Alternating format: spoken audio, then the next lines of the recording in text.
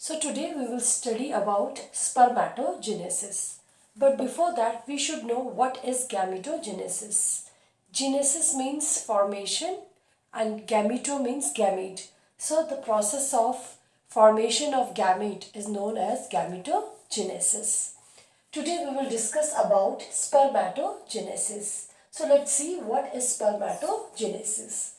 Genesis, formation, formation of spermatozoa is known as spermatogenesis. It takes place in testes. In testes, it takes place inside the seminiferous tubule. So, it takes place in seminiferous tubule in testes, and here the spermatogonia, it results in the formation of sperm. So, the formation of sperms from spermatogonia in the seminiferous tubule is known as spermatogenesis. Clear? Next thing, it starts at puberty. In female, the process of oogenesis starts at the fetal stage. But in the case of males, it starts at the puberty and it goes on throughout the life. Clear? So what is spermatogenesis? The formation of sperm from spermatogonia in the seminiferous tubule is known as spermatogenesis, and it starts at puberty due to the increase in the level of GnRH, that is gonadotropin releasing hormone. So due to the increased level of GnRH, what happens? The process of spermatogenesis starts during the puberty. Now this spermatogenesis can be broadly classified in three stages. First one is multiplication, second is growth phase, and the third one is maturation phase. So the spermatogenesis can be studied in three phases. First is multiplication, second is growth phase, and the third one is maturation phase. So let's see here what is multiplication phase. In multiplication phase, the spermatogonia, they multiply by mitotic division. So what happens? Suppose this is the spermatogonium which is diploid. It has 46 chromosomes. So it will continuously undergo the mitotic division and it will increase its number. So in multiplication phase, the spermatogonia which is diploid, it will undergo continuous mitotic division and it will increase its number. They are diploid. It is written here, they are diploid. It means they contain 46 chromosomes. Some of them continue as type A spermatogonium and they will continue undergo mitotic division. But some of them will differentiate into type B spermatogonium, and this type B spermatogonium will enter the next phase, that is growth phase. So just remember, first of all, the spermatogonium, it will continuously divide by mitotic division and it will increase its number.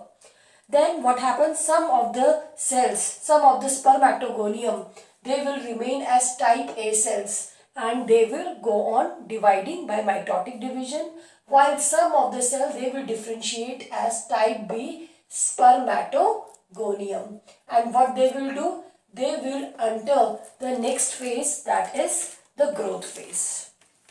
So second phase is growth phase. Here type B spermatogonium, they becomes enlarged and now they will be called as primary spermatocyte. Clear? In growth phase, what will happen? The type B spermatogonium, they will become enlarged and they will be called as primary spermatocyte. After that, it will enter the third phase, that is maturation phase. In maturation phase, what will happen? They will undergo the first meiotic division and as a result, what will happen? We will get secondary spermatocyte. In maturation phase, the primary spermatocyte will first undergo first meiotic division, which is reductional division. So what will happen? The primary spermatocyte which was diploid, it will undergo meiotic division and it will result in the formation of haploid secondary spermatocyte. This secondary spermatocyte will undergo second meiotic division, which is equational, and it will result in the formation of spermatids. then we will get spermatids. Then what will happen? The spermatids, it will undergo spermiogenesis. Spermiogenesis means there will be some changes in the spermatids, and now we will get the sperms. Clear? So we will see all these three phases in the flow chart. Just see here. This is spermatogonium type A. Type A means it is, first of all, it is diploid. It means it has 46 chromosome. Here we can see 44 plus X or X plus Y. So it is type A spermatogonium. It will divide and it will increase the number. Some of them will remain as type A and some of them will differentiate into type B cells. These type B cells, again, they are diploid and they will enter the next phase, that is the growth phase. When they enter the growth phase, what will happen? They will become enlarged and now they will be called as primary spermatocyte. So just remember the type B spermatogonium, they enter the growth phase and now they will be called as primary spermatocyte. This primary spermatocyte is diploid. But after that, they will enter the next phase, that is maturation phase. When the primary spermatocyte enters the maturation phase, what will happen? The first meiotic division takes place. Meiosis will take place. We know that there are meiosis 1 and meiosis 2. So, the first meiotic division will take place and we know that the first meiotic division is reductional division. So, the number of chromosome will reduce to half. So, here we will get two cells that will be called as secondary spermatocyte and they are haploid because they have undergone the first meiotic division, which is the reductional division, and we got secondary spermatocyte. So here we can see 22 plus X and 22 plus Y. I have written that the chromosome number get reduced to half. Now what will happen? This secondary spermatocyte will undergo the second meiotic division, which is equational division. It means the number of chromosome will remain same. So here if it is 23, so in the next phase also there will be 23 chromosome. So secondary spermatocyte, it will undergo the second meiotic division and as a result we will get 4 haploid spermatids. These are not sperms, these are spermatids. They are haploid, they are circular. So we got 4 haploid spermatids. Clear? Now what will happen? They will undergo differentiation and they will form the sperms. Now these sperms are also haploid. So here we can see these are the sperm. Now these are the functional, these are the sperms and they are different from the spermatids. It means the spermatids had undergone a process called spermiogenesis. When they undergo spermiogenesis, it will result in the formation of haploid sperms.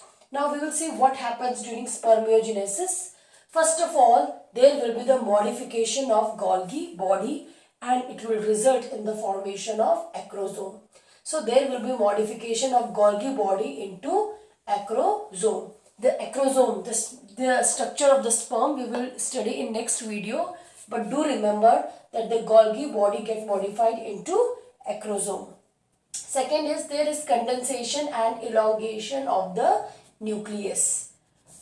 And the third one is there is development of axial filaments. So there are number of changes which takes place in spermatids and after that we will get the sperm and this process is known as spermiogenesis. When the sperms are formed, their head will remain embedded in the Sertoli cell. And after that what will happen? When they will be released from the Sertoli cells, that process is known as spermiation. So there are number of terms which you have to remember. That definition of spermatogenesis. What is spermatogenesis? What is spermatogonia? Then primary spermatocyte, secondary spermatocytes. What is spermatids? What is spermiogenesis? And what is spermiation? The process of release of the sperms from the Sertoli cell is known as spermiation.